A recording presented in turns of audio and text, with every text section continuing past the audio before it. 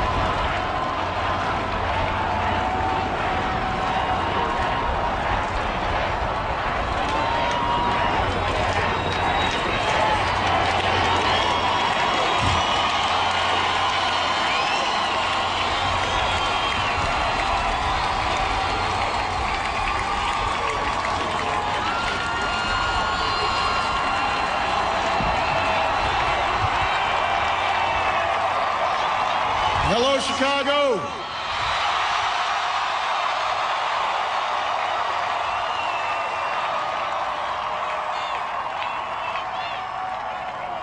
If there is anyone out there who still doubts that America is a place where all things are possible, who still wonders if the dream of our founders is alive in our time, who still questions the power of our democracy, tonight is your answer.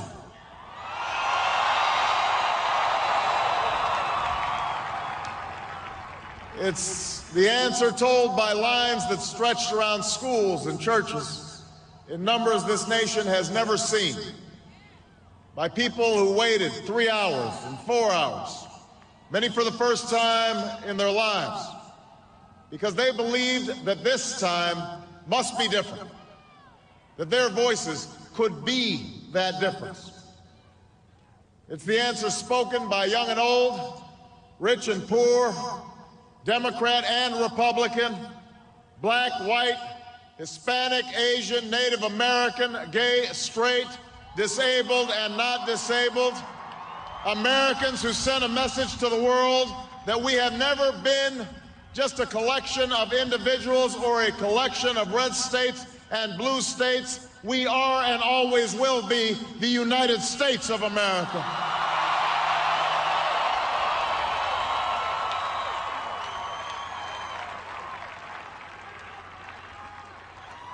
It's the answer that led those who've been told for so long by so many to be cynical and fearful and doubtful about what we can achieve, to put their hands on the arc of history and bend it once more toward the hope of a better day.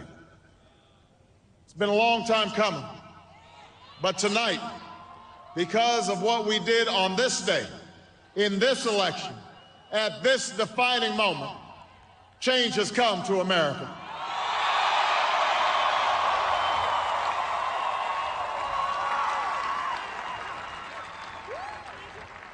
A little bit earlier this evening, I received an extraordinarily gracious call from Senator McCain.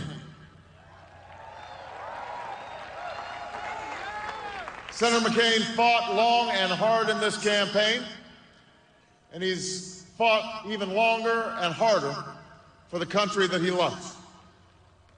He has endured sacrifices for America that most of us cannot begin to imagine. We are better off for the service rendered by this brave and selfless leader. I congratulate him.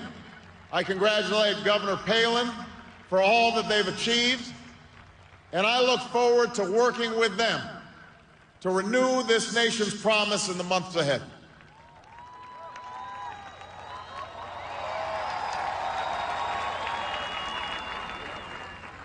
I want to thank my partner in this journey, a man who campaigned from his heart and spoke for the men and women he grew up with on the streets of Scranton and rode with on the train home to Delaware, the Vice President-elect of the United States, Joe Biden.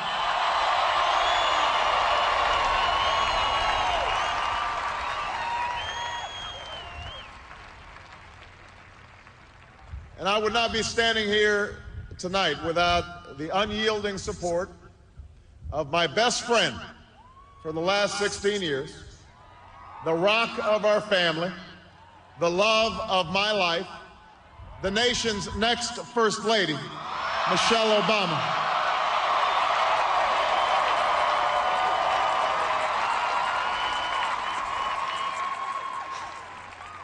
Sasha and Malia, I love you both more than you can imagine, and you have earned the new puppy that's coming with us to the White House.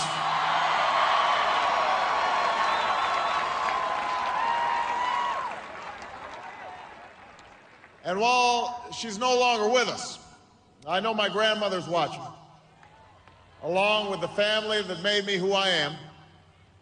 I miss them tonight. I know that my debt to them is beyond measure.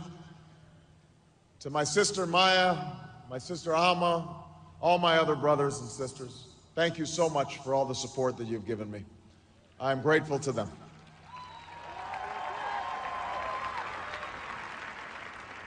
To my campaign manager, David Plouffe,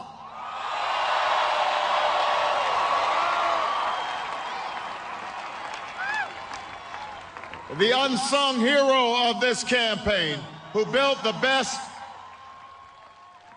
political campaign, I think, in the history of the United States of America. To my chief strategist, David Axelrod,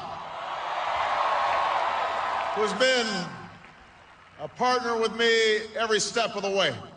To the best campaign team ever assembled in the history of politics, you made this happen, and I am forever grateful for what you've sacrificed to get it done. But above all, I will never forget who this victory truly belongs to. It belongs to you. It belongs to you. I was never the likeliest candidate for this office. We didn't start with much money or many endorsements. Our campaign was not hatched in the halls of Washington. It began in the backyards of Des Moines, in the living rooms of Concord, in the front porches of Charleston. It was built by working men and women who dug into what little savings they had to give $5 and $10 and $20 to the cause. It grew strength from the young people who rejected the myth of their generation's apathy, who left their homes and their families for jobs that offered little pay and less sleep. It drew strength from the not-so-young people who braved the bitter cold and scorching heat to knock on doors of perfect strangers, and from the millions of Americans who volunteered and organized and proved that more than 2 centuries later, a government of the people, by the people, and for the people has not perished from the earth. This is your victory.